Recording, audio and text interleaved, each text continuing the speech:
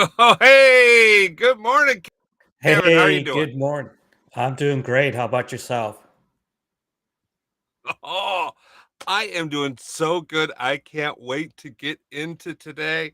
Do you know what I did yesterday? This was unbelievably fun. What's that? I had a water balloon fight. Did you really? Did you win? I don't know No, how you no, win a no, water no. balloon fight, though. Yeah, yeah, yeah, yeah, yeah. my, my, my grandson was over. And I just walked outside and he hit me with a hose. I was just like, "What?" And Uh, then they sell these things where you just like attach it to the oh, nozzle, yeah, they're run it, amazing. and like you make like 2 dozen or whatever it is Mm-hmm. water balloons. It's just like you just have water balloons, and so we did that, and it was just completely and totally silly, and it was unbelievably funny. Oh, that's great. That's great. The perfect time of year to do it. Get hit by that hose and cool down real quick. Always. Oh yeah, it's like 90 degrees out here in Wisconsin and super humid and just awful. So it was fantastic. And as long as Good it's not morning, in your office. everybody. Yep. Yes. Good morning. Yes, as long as it wasn't in my office and I was outside a full 20 minutes before my next meeting. So it was perfectly walk walk into your next meeting. I'm not going to be on video. I'm soaking wet. yeah. And good morning to everybody. Happy to see everyone. Aman, uh, Aaron, Roar, Mark. Yes, we got to get our roars in. How are we Love the doing roar. today? Yes, we never quit here, Jewel. So good to see everybody. You got anything going on this weekend, Kevin? A little bit. My brother and another friend are coming to our house to do what they want to call a kitchen takeover. So we sometimes go to these wine dinners, and they were talking about cooking some stuff. And so my wife has all these appliances for cooking. And so they said, "Hey, we're coming over. We're just going to take over your kitchen and serve dinner." So they have a big, like, 5 course meal planned. And, um, they're going to come in, do everything. What? We're just going to sit back and watch them and let them do it. And it's going to be fun. All, all I have to do is provide the bread and the wine. It seemed kind of interesting that I had to do that, but Wow. that's great. Yeah, that's easy enough, right? Exactly. Just swing on by Trader Joe's or wherever and Yeah, well, we pick always up, have plenty of wine here, so that's never a problem. So we just got to go find the bread. Oh, awesome, awesome, awesome, How about awesome. yourself? Well, good morning, everyone. How about yourself? What, any more Uh, water balloon fights? not a water balloon, but something with water. This Sunday, I'm getting baptized, Oh, so nice. big weekend. Kind of excited about that, reaffirming the faith type thing. So, if you happen to be in Southeast Wisconsin, hit me up. I'll let you know where you're more than welcome to come join me. Kind of That's excited about great. that. But Congratulations. Yeah, um, enjoy that. That's yeah, special. thank you. Yeah, I'm or I'm super excited about it. Yeah.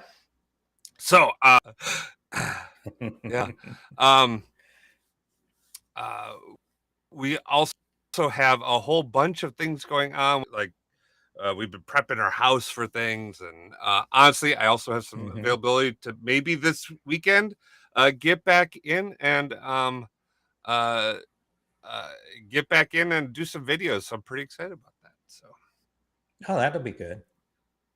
yeah, I've got a handful already lined up.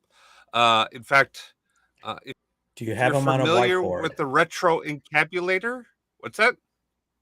I said, do you have them marked on a whiteboard like Patrick? I do. Yes, yes. I actually I do. That is my whiteboard. If you ever see like you can kind of see it in some of my shots.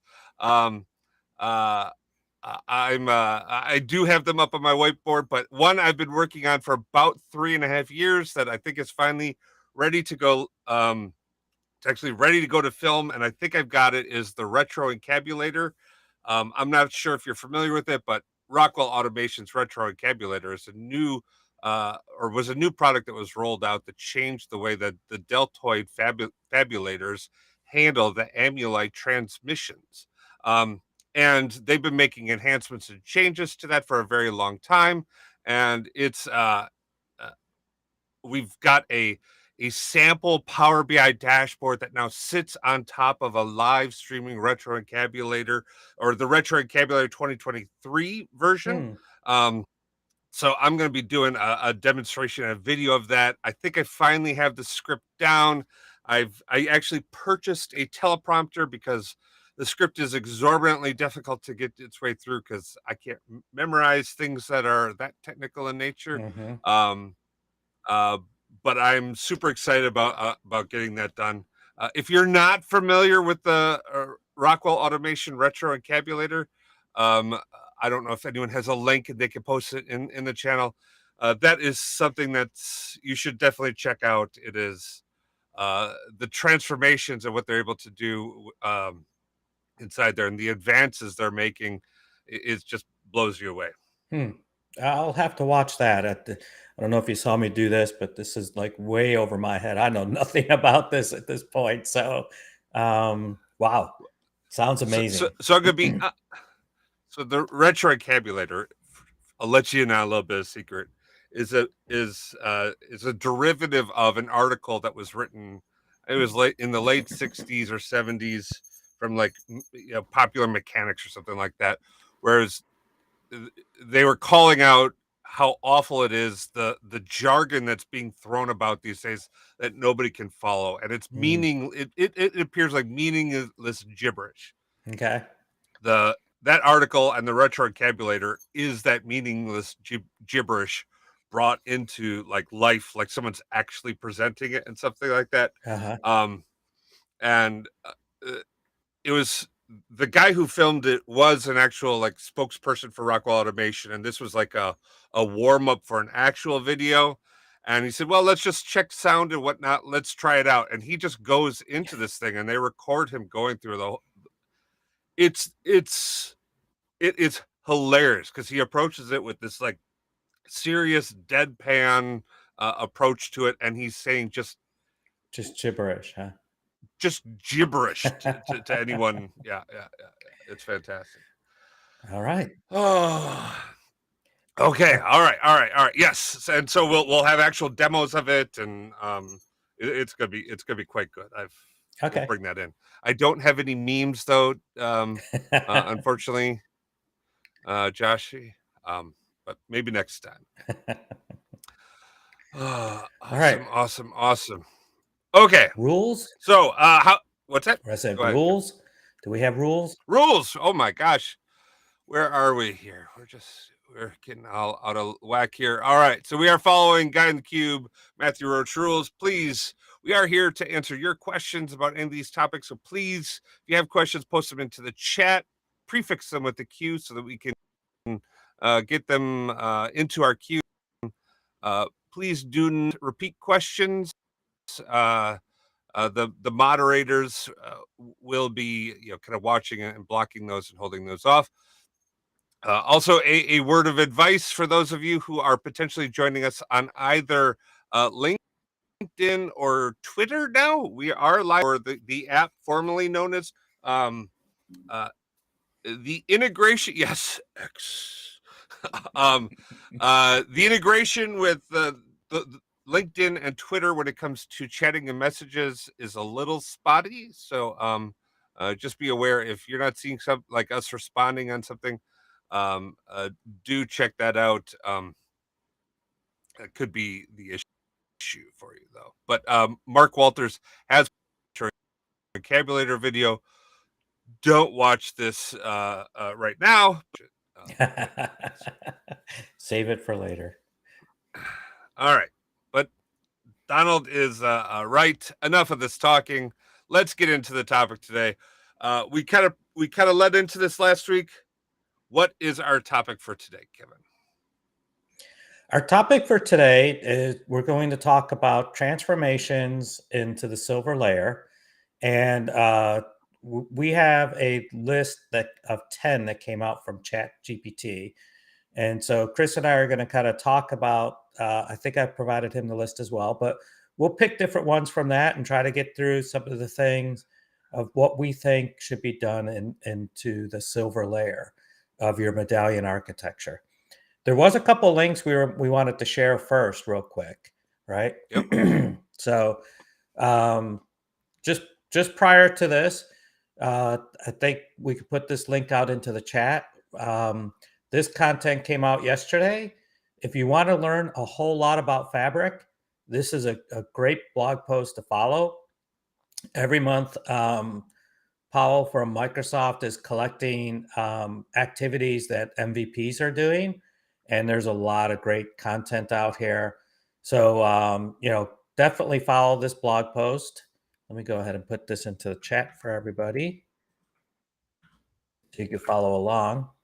But read this post, go through. Andy is everywhere right now with this with fabric. I've seen him everywhere. There's a couple of guys on here that we know, Chris and myself. So we were featured in this blog post today or yesterday, and then a whole bunch more. So a lot of names that you're probably familiar with, maybe a few that you haven't. But come out here if this is going to be your reading material. Help you find what's going on in the community. Andy Do check was that out. Mr. It Synapse, is. yeah. Yeah. Andy is. We were talking that before we hopped on the live stream. Like, he is very good in this Mm-hmm. space. Definitely somebody you should be connecting with. And And just Kevin, we had a. Oh, go ahead. no, go ahead. If it's still, I was going to change topics. Oh, I was gonna say, um, oh no, where did my link go? Oh, here it is. Uh, there is someone else you should follow if you're looking into like fabric and all of that good stuff. Um, wait, where did my comments go? Do check out the Power BI tips team as well. Mm-hmm. They do an excellent job of. Where is my live stream links? Oh, interesting. They do an excellent job. You should be following them as well. Those guys have they have videos out on Tuesdays and Thursdays. They do a live. I'm sorry, they do a live stream on Tuesdays and Thursdays. They've also been doing like, hey, learn along with us fabric live Mm-hmm. streams, that are really good too. So check that out as well. Yeah, so their explicit measures podcast, like you said, every Tuesday and Thursday, they're talking about a lot about fabric and other articles right now. But Mike and Tommy are also doing a special series that they're doing deep dives into fabric, and I want to say they're doing that on either Thursdays or Fridays. And they do it kind of a similar way. They're going live and recording it, going deep dive with it. So yeah, definitely check out the stuff that they're putting together as well. They're very knowledgeable. So and Yep. and then I just wanted to change because while we were waiting for everything to come up, I checked my LinkedIn. This is not 100% fabric, but I mean Power BI is part of fabric. But Kurt Oh, has put out two great blog posts this last week. Um, this one that I just saw that was about 3 hours ago. And Kurt is Data Goblin, if you know that.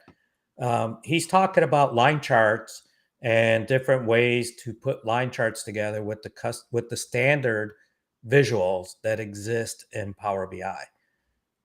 And he provides a source code repository on how to do that. I'm going to switch. This is his LinkedIn post that came from it. Okay, so I see Donald already put a link to Data Goblins in there. This is it on his site that Donald put out there. And then the other day he put bar charts out.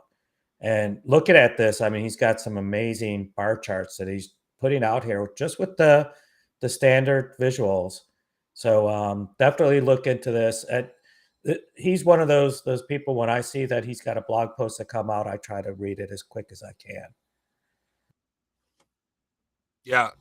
And honestly, I think this actually transitions really nicely into a question that we have in the queue that came from our friend Mark. Mm-hmm. He asked, he was talking with a coworker about creating a hub of searchable training resources, SOPs for new employees. And assuming that Copilot would help, do you see the Lake House as a good spot or SharePoint? I really like this question because I think it gets into the heart of what the difference is between OneLake and OneDrive. Um, because Mm-hmm. OneLake is where I would store any any data or content that I want and use for my data and analytics. Mm-hmm. OneDrive is where I would store and the SharePoint is where I'd want to store anything that is for direct human consumption of those products and those items. And Mm-hmm. so to me, this feels like this is like, and honestly, I think it's Teams with SharePoint and OneDrive and all of the integrations that Teams brings in. Um, that's a perfect place for your center of excellence. And what Kevin is showing is the type of materials that your center of excellence should strive to consolidate and Mm-hmm. bring together so that you can have a consistent way that your users are consuming and working with data inside your organization. Yeah, Um, I totally agree. I when I read that question, right, I was leaning towards it would be SharePoint as well, right? Because that's going to be your collection of links. Maybe you even kind of preface it on this is what we use for our best practice, right? mhm, I am a huge proponent of don't write your own best practices. There is so much other stuff out on the internet or anything else, right? Collect the links and say this is what we use by as a best practice. Maybe add a little bit of comment to it on why or whatever. But writing those type of things is can be so intense and could be all consuming, where you could just kind of reuse what others had. And I learned that back years ago from somebody I can't remember if he was involved more doing C development or it wasn't C sharp at the time, C plus plus or whatever. And we were looking for best practices, and he goes, "Here, this is here's a book. Let's just buy these books, and these will be our best practices." And it was a yep, great way of doing it. So, yeah, and I completely agree, Kevin. Don't reinvent the wheel. Lots of people have already gone and put tons of energy. Like what Kurt has done is probably, uh, I mean, sorry for all the other Power BI authors out there, but I think Kurt may be the best author I've seen hmm when it comes to describing and writing through content. I mean, he is really gifted above and beyond. Um, so when if he's got stuff that he's publishing out there, uh, just leverage and use that, right? yeah, But the same is really true when it comes to all sorts of quality content that's out there. Figure out what your company is going to do or what the best practices and standards you're going to follow, because there's always that depends. hmm For your company, make that decision, right? Like if it's A or B, choose one or the other and direct everyone down that path. right, Now, some people might occasionally have to go another route, and there might be reasons to go down that other path. But for the most part, create that pattern. So, as a professional, as a person who like right, tunes into something like Fabric Fridays, right? And is really passionate about it, right? Like everyone here is passionate about data. No one who's watching this is just a casual person who interacts with data, right? yeah, So pick out those patterns and establish those inside your business. And that, frankly, that's exactly why we're having this conversation today about what are the top 10 transformations that you should have inside your silver layer, because these should go into templated notebooks that you have hmm inside your organization so you could just use these over and over again to have standards. yeah. All right. Well, let's kind of get into that. Let's see if I can knock Yeah. this down Well, a little. yeah. Oh, that's And not. with that, And with that, because that was a great lead in, trying to knock something down. But okay. Um, yeah, so let's start with I think it was you threw out the question, right? What should you be doing in your silver layer, right? In our medallion architecture, and just kind of setting the stage again, right? We talk about a medallion Oh, architecture. That's okay. I don't know if we want to show that or not, but it's fine. These are 10 things, but the here. medallion architecture, Oh, right? We've okay. got, You've got the list up. yeah, I'd like Maybe we your, should go through do a recap here, right? yes, I like And your so article better. Yep. yep. So I'm gonna share this out. We'll make sure that this gets out into all the streams and stuff like that. But um, Databricks has a great article out there. Now you're gonna see lots of content that's out there from Databricks. Be aware that that should be expected. They have lots of content out there. Yeah, they've been doing But this for a while, so this is right. definitely not new. Yep. So when we think of our bronze layer, this is our raw data that just gets landed in, right? Like those files that you imported in bulk. You could do that with pipelines. You can do that manually. Do that. That's your raw layer. What we're talking about is your condensed and conformed silver layer, right? Hmm. So at that next layer, when you start to go into it, what types of transformations, data enrichment, what types of things should you be doing inside of that silver layer to help you manage your data following best practices and design that's out there, right? Because the gold layer is going to be your modeled data layer, and I think there's a great diagram on this. Maybe it's on this page. It's on this page. I really like this cell right here because whoopsies. I have too many keyboards. I'm just gonna say. I understand. Uh, Posting that out there. Um, uh, this is a great diagram because it really explains all of the different content that or all the different layers and what should be done at each of these layers, right? So bronze, it's each of your items, and it should be separated by source system. I think that's really important to call out, right? So if you're bringing data in from CRM, you should have like a CRM folder and then everything inside of it. If you're bringing it from your uh, whatever the other systems are, right? Hmm. If you're bringing it from SAP or if you're bringing it from a custom built system, right? Land the stuff as raw as possible, as whatever format they give it to you, at that source system layer, right? Yeah, It's and in this silver layer. Okay, go ahead. let's kind of touch on that because I think I want to. I don't want to go deep on this, but maybe in a future episode. But what I'm starting to see from a fabric perspective, right? When you talk about this bronze layer and then separate by source system, I think a lot of the questions that are coming out is, do you do that separation using workspaces or using let's pick the lake house object, right?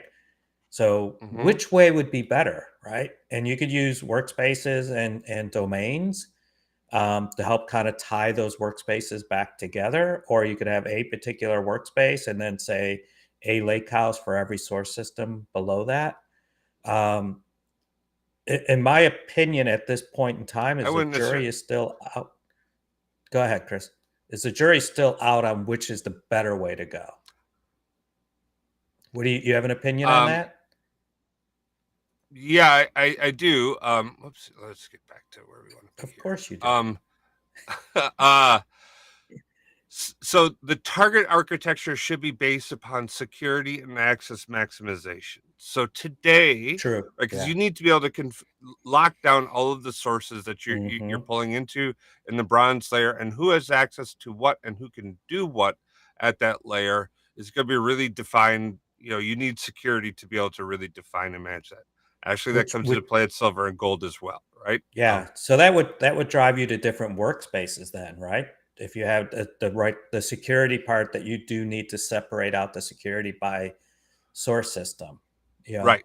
Right. yeah, that's a And good point. the other advantage there is by separating out by workspace, you can then also separate out your processing, right? So if Hmm. you have, your inventory management system where you need real time stream that data into all of your analytics, um, uh, uh, you need to bring that in super fast. So maybe you have like an F65 or something, 64, right? Hmm. Um, or F2000 or whatever the heck they are, right? Whereas some of your other stuff, maybe that like turnaround time isn't as critical, right? Like maybe your HR system, you know what, nightly loads are fine, so that F5 or whatever works out just fine for you, right? Yeah. So I think where that's going to come down to is let's say we have our ingest happening into the bronze layer. We're separated by workspace, right? And then we Mm-hmm. have our other objects, whether it's going to be say pipelines, or even data flows or whatever. We're going to keep those objects in that same workspace by source system, right? Mm-hmm. Now, sequencing those all together to say, hey, source system 1, 2, and 3 is complete. I could kick off something into the silver one that's going to be in a different workspace. That's the part I haven't really seen. I could see within a workspace how I could write a pipeline to call other pipelines and orchestrate it there. Have you seen, can we do that across workspaces? Like a pipeline calling, an orchestration Yeah. pipeline calling another one from another workspace. I haven't looked into it yet, but that's one thing I've been kind of thinking of. Uh, so there's a challenge there. I believe it can be done, but you end up having to go into the JSON to format stuff. Hmm. Correct me if I'm wrong, but I believe you have to like do some hacking to make that work because it's designed for the front end on our data pipelines. It's designed to be low code, Yeah. so it's just going to give you the selection of the pipelines that are inside of your existing workspace, not outside of it. That doesn't mean though that you can't reference the others Yeah. because each pipeline has its own unique GUID, and you can go in and establish that, right? Okay. Interesting. Yeah. So that may be something to start looking into and have as a future episode. But so now in this diagram, right? So now we have Mm-hmm. back kind of our silver layer.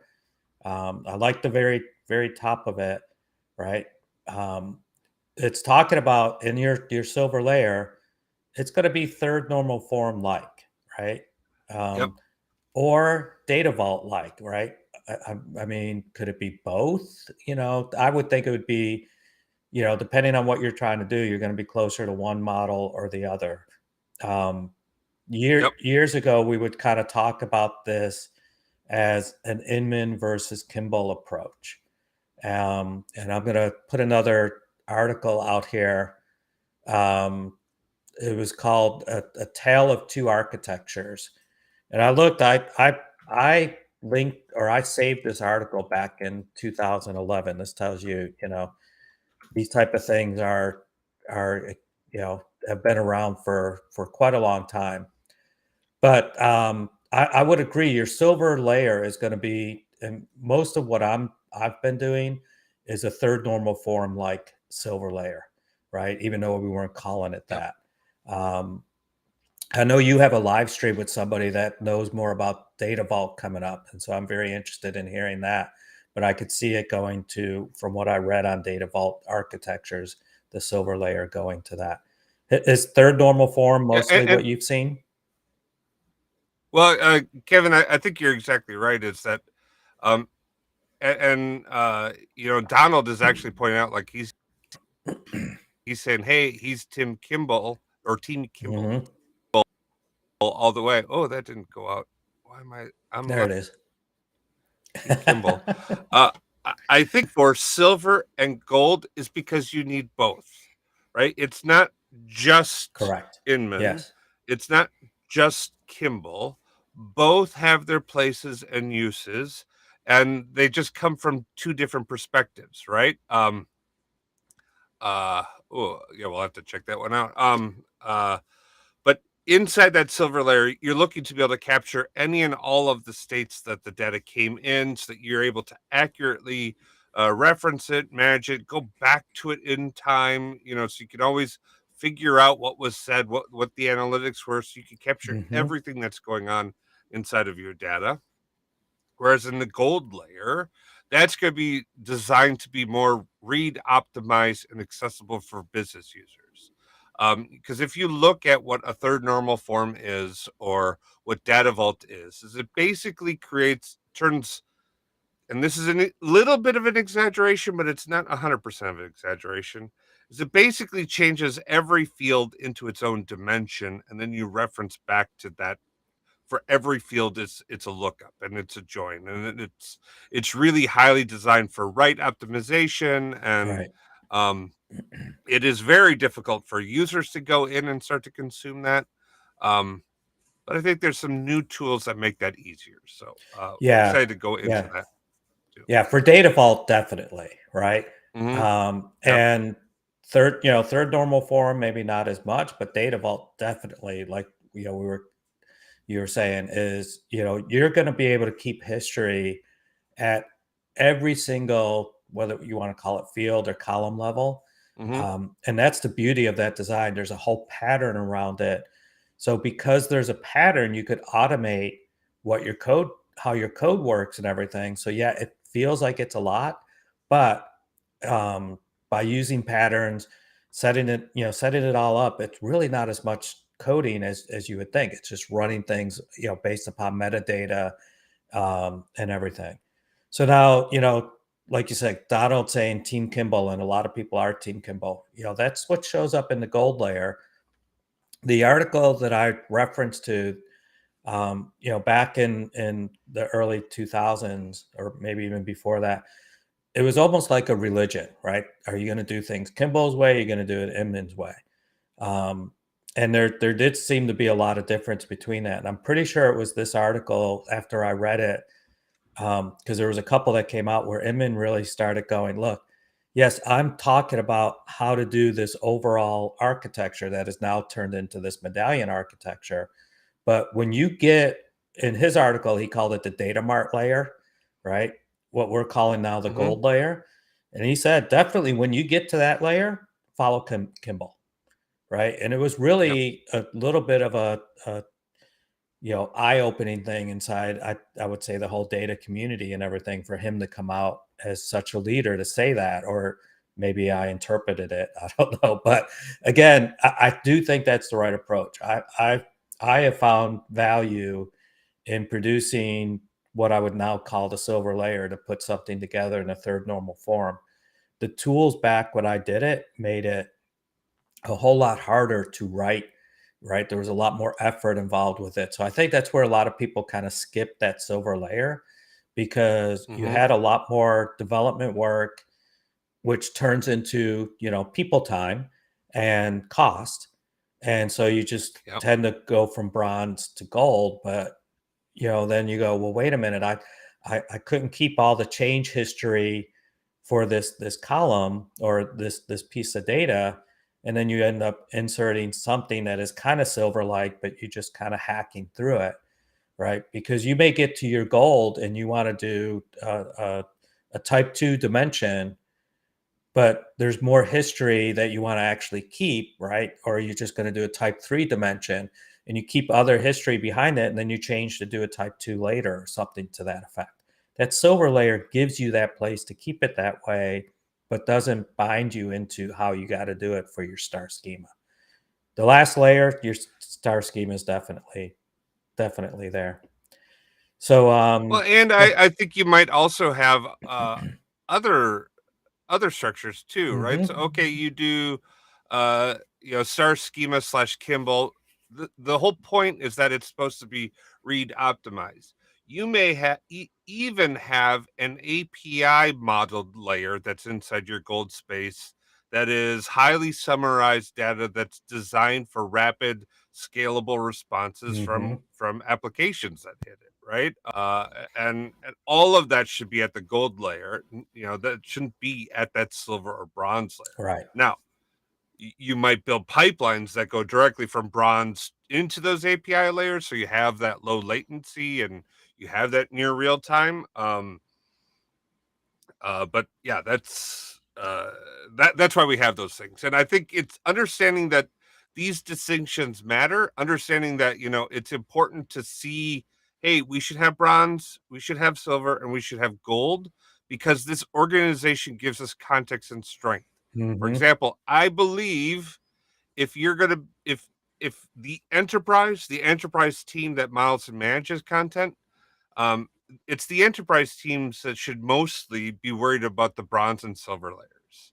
This is where the enterprise teams shine and do great at, and it's this gold layer where you have a distributed ownership, right? Mm-hmm. Where where you'll have some enterprise entities at the gold layer as well that are common and uniform, but that's where you also get into, uh, you know, the whole like concept of a data mesh, or you have different product teams that own the content here more heavily. Yeah. And so I think let me go back and look at the one. I went back and looked at what my 10 things that I got from. The thing I don't see listed here that I would pick from my other list when I asked Chat GPT Hmm. is in your silver layer, you're going to do your data validation, right? Yep. And setting that up Yep. for your third normal form, right? I think is going to help you with that data validation, right? But you're going to check for completeness, right? Accuracy, right? Any issues, um, and what needs to be done there, kind of maybe even notifications. I think that's a little bit into that API. You know, I think what you were talking about is different now that I think I say it out loud. But you want to have um, an idea of how good the quality is for your data. Some people even implement scoring systems for it, right? Hmm. Or the business rules then to say, hey, I'm missing this. What do I plug into it? Right? Could be done Yep. within that silver layer. So you're starting. And that follows the Roach principle. I should really get a slide for that. As far upstream As as possible. possible, as far down. I could go Um, change my hat out. So Um, but yeah, that allows you to make those cleansing activities, those transformations at that silver layer, and it'll just flow into the gold layer. So you can hmm do your cleansing all in one place, and allow that to then just trickle into the gold. And so, if you're building out a mechanism for user feedback on cleansing activities, it should be feeding back into the silver layer, hmm not necessarily the gold layer, yeah. right? Allow for that loop to occur, right? Yeah, definitely agree, and that so you really want to be looking at that so that doing your validation, doing your cleansing, standardization, so you're doing less of that when you're moving it into your star schema, right? In your star schema, you're just shaping it into the form of a star, right? And whatever your slowly changing dimension patterns going to be in the facts and everything. Aggregations, like you said, aggregations into the gold layer is a huge thing. So you're going to keep all the nitty gritty details in the silver, and you may decide to just aggregate it so that it's a little bit faster in the gold layer. All right, good. We've touched on version control, which is in this list.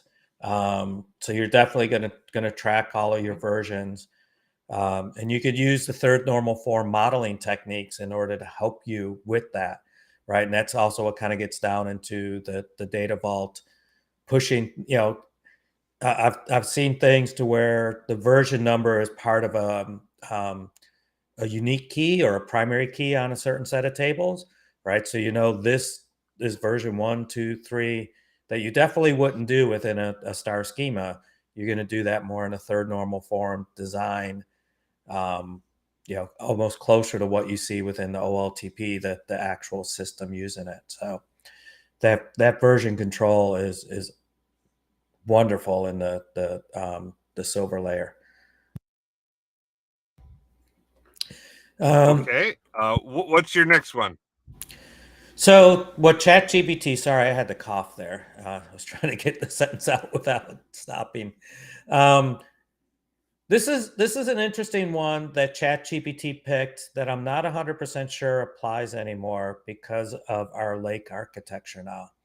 But it's talking about data partitioning and indexing. So data partitioning, I would agree with, right? you're going to use your data lake techniques, especially around what happens with delta tables, delta parquet, right? Where you're going to partition how things are going to put out, be laid down on disk in order to get optimization. We don't really have as much indexing options in the lake model anymore. So when it says, partitioning and indexing, but you are going to use Hmm. techniques in order to optimize your data access and your query performance within your silver layer, right? In order to get the speed out of it. So I still do agree with what ChatGPT said there. I just would kind of take the indexing part out of it. Okay, I like that. What else is in here? Now here's one that you and I've kind of talked about earlier, and you had one opinion, I had another. We weren't too far off, and I changed my opinion a little bit. I found it interesting that ChatGPT brought this up again, and it's the concept in the silver layer of schema on read, right?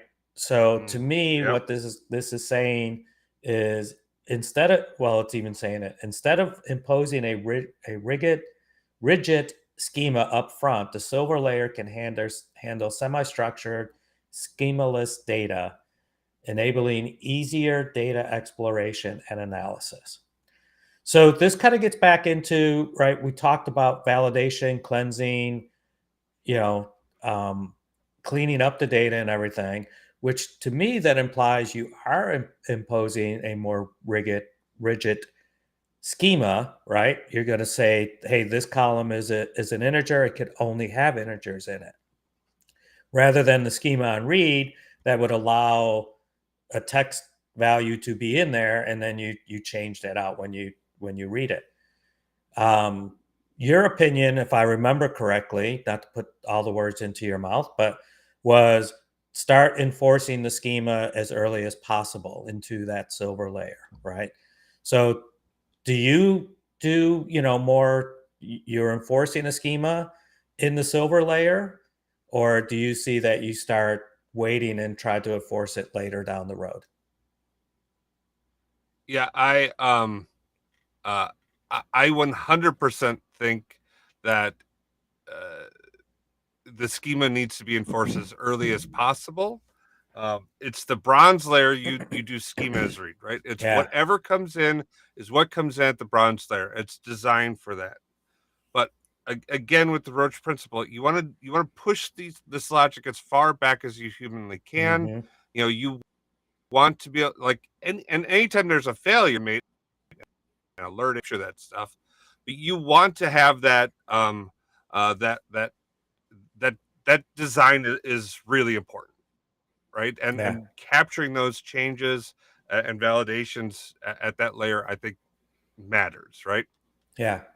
Yeah, and I remember from our last discussion, this is what, and I went back and started thinking of the projects that I, put in these type of patterns or whatever, and I was like, yeah, I was really doing more schema on read against the bronze layer, the raw data that came in, right? Because um, Mhm. you definitely didn't want to, or sometimes you couldn't enforce it there. I think a lot of this gets mixed a little bit when you're taking data from a well-structured source system. Let's say that the data you're bringing in for analytics is already coming from a SQL database, right? Well, Mhm. that's already enforcing your quote schema, right? Or at least all the data types and everything else, right? It's enforcing it already, so it's in a much better shape until you hit the column that they said, oh, we're not using this in the source system, and it's a text field, but yeah, we always put a number in there. um, right? And so but Right. then that one person put comments in there instead. I always love that when they go, yeah, we're just going to reuse this field in the source system because we don't use it, and um, and we'll make it work. Because why not, right? That's Yeah. fine. There's no problem there, right? Yeah. Yeah, I've got a challenge with that. I think that's a little wonky, Yeah. So yeah, right? I definitely agree with you more now on this, and get the schema set up into the silver layer, use your schema on read to get what you're getting from the bronze layer, or whether it's well-defined tables that you could already bring in, or files that are keeping them within your bronze layer. And then, you could always have the kind of the debate is, well, if you wait to change out the schemas as late as possible, your data scientists that want to know that they typed a comment into something that was supposed to be in the source system, a number, right?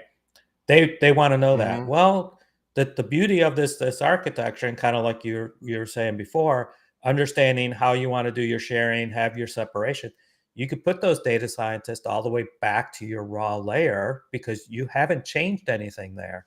Or if that requirement comes up, you could say, hey, that's not going to be in my main flow going through. I could give them something that is just for their project, right? Whether it's long lasting or short term, it's something you got to figure out Right. within your project, but you have the data in your raw layer to go back and do that. So,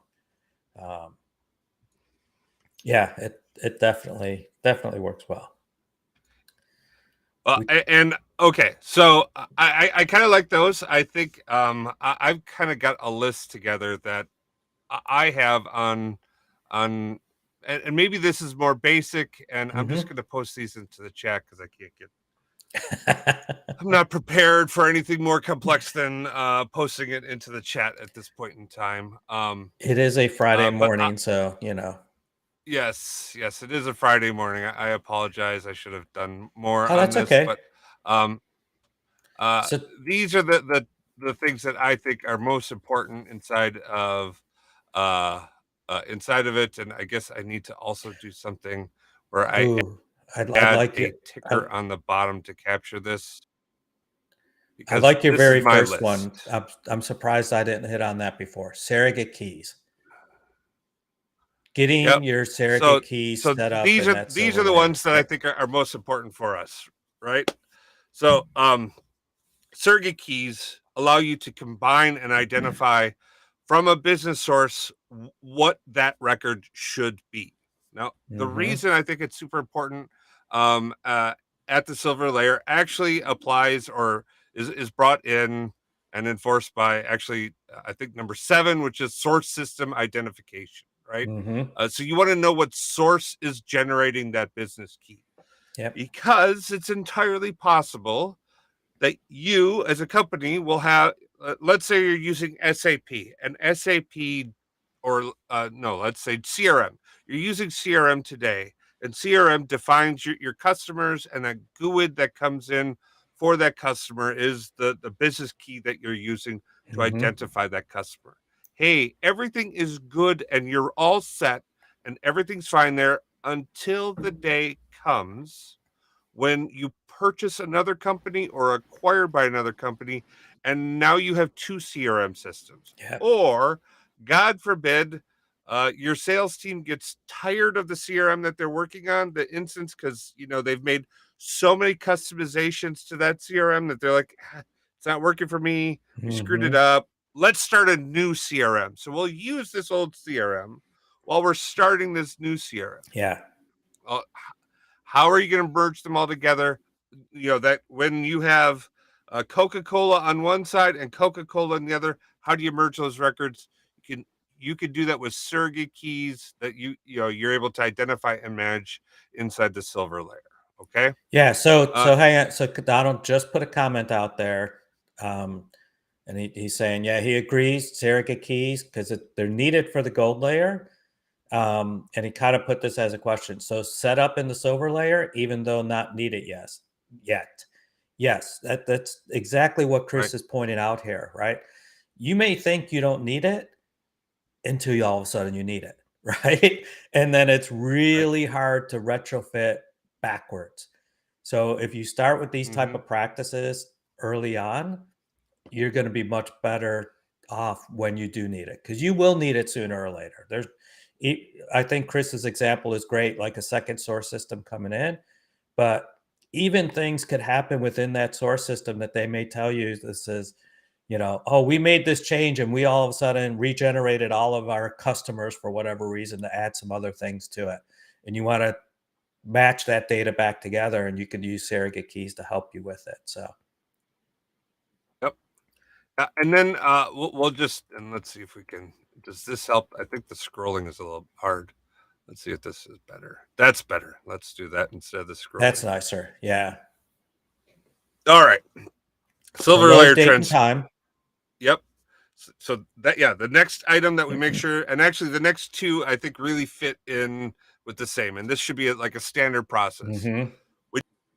When you load something, just put in the date and time that record got created. Well, actually, it should be created and updated Yeah. inside that silver layer. So if you come along and update it, what, when did that happen, and then what process did that, right? Yes. So it's not just load. It should be load/update. Here, I'll update that so it's better. Um, uh, but And those things need to be brought in and tracked, right? That helps you yep. with troubleshooting. That helps you when it comes to fixing things. That And type of thing. yeah, and let me kind of jump on that just a little bit more too. Right, a lot of times we were calling these standard lead type columns, right? I think we would have Mm-hmm. around 3 or 4 of them that we would always add, right? Create it, update it, the system that maybe it was a system that created it, or the process that created it, the process that updated it. Those 4. But you may also see that from the source system itself. Now we're talking about as you're bringing it into your analytics layer. So you're going to have your own set of columns on top of those, because it may be interesting to see when you brought it in through your ETL process versus what was done over in the source system that would have its own set of standard lead columns. So just because it exists in the source system shouldn't prevent you from adding it in your own analytics layer. Right. Yeah. I And mean, that helps a that's lot when exactly you right. have an issue on debugging. Go ahead. Yep. What caused it? Where did that go? Right. Hmm. Um, excuse me.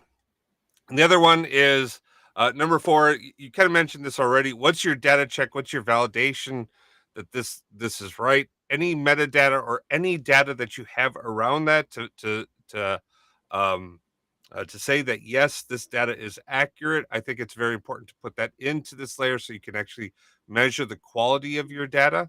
I think that is super helpful to add in at this stage.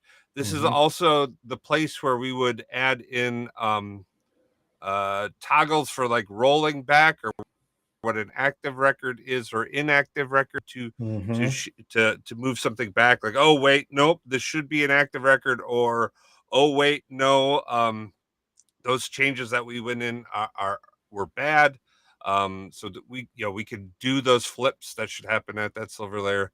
I think that's very important. Uh, it's also where we talked about doing our data cleansing, right? Like maybe you want to Hmm. have a camel case on all of your text fields, or especially like, for example, names, right? Uh, I think names are a great example of a cleansing that can be done.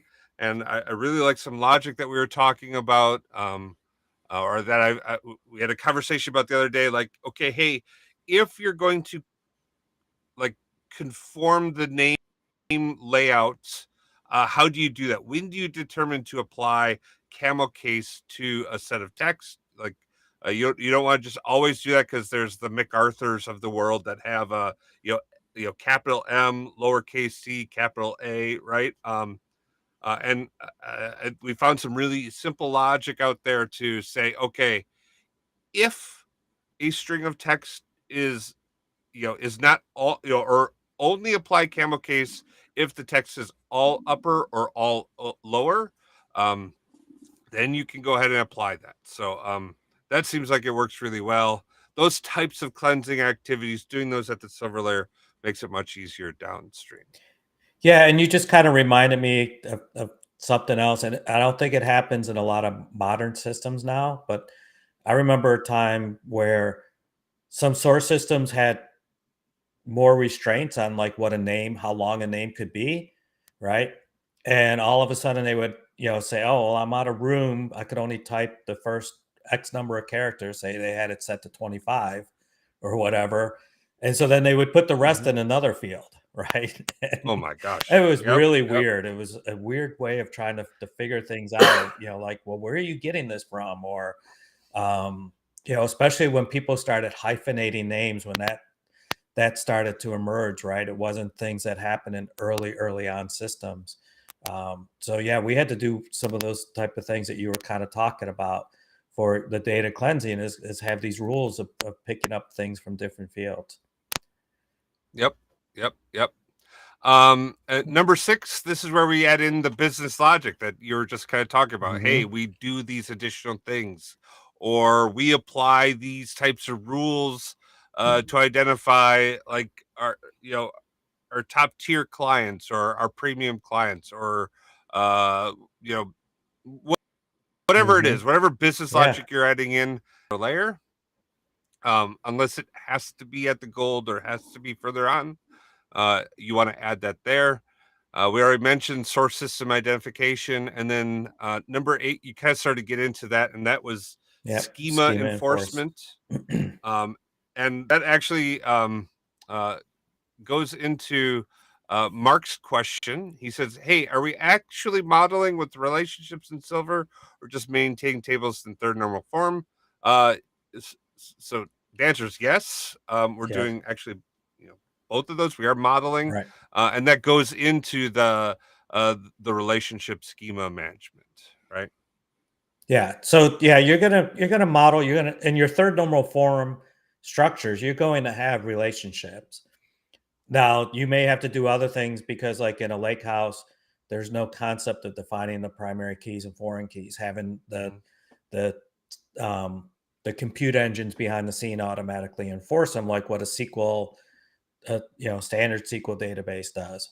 And even if you're using a warehouse object, remember you could define them, primary key, foreign keys, so that they exist, the relationships between them, but that doesn't enforce it, right? They're marked as unenforced. But you could have metadata then that helps you check your data to say, hey, do all of my foreign keys have the actual primary key? Yeah, and that's actually another great thing. We should probably even call that out separately, but that's where you maintain your tables of business and surrogate keys that you Hmm. have, so that you can easily do those joins. But Yeah. excellent questions. We got to get into rapid fire because we have 2 Oh, we questions have. left, and I have a hard stop, so we're gonna have to get this up and going. So, legendary bull strike is asking, is there any issue about connecting local SQL Server DB to Fabric? I've tried this exercise this week, but wasn't able to do that. Um, Kevin, you got a response on this one? Well, it's interesting because our friend Amin that's in there, him and I have been talking about this online, and I'm not sure what Legendary Bull has run into, but if you have an on-prem SQL database, you got to use a gateway, and he's been trying to use a gateway. Amin and I've been chatting about this using a gateway.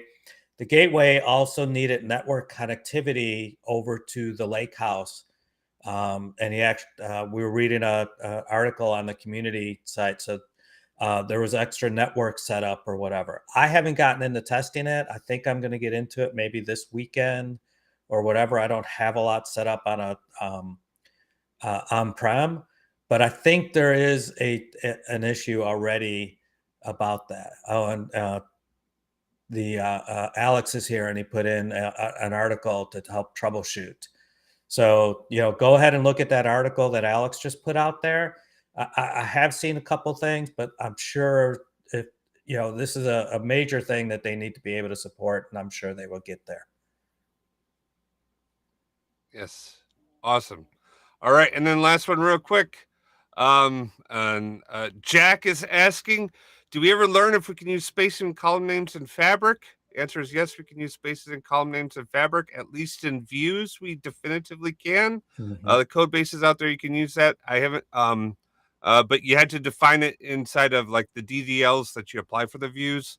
I believe I saw you could create columns with Python and notebooks that have spaces in it, but Kevin, what's your experience been?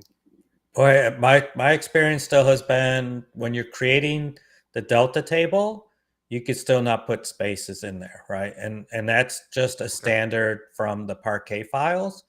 So yeah, the setup like you were talking about is to utilize views or other methods to change and put the spaces in late at, a little bit further down the line. Oh, well, we Thanks, did it. Thank Mark. you, Mark. Yay. Um, good deal. We have done it again. Thank you all once for joining us. This Fabric Fridays, I absolutely love this time that we get to spend together talking about data, working with data. Please make sure that you join us next week. We got to get out of here. Kevin, we'll see you next week. See you next week. We'll get up a topic. Peace. All right. Take care. Bye-bye. Baker Tilly Digital combines strategic industry insight and advanced technical expertise to uncover and solve your digital transformation challenges. If you're interested in learning more, check out our website at bakertilly.com/digital.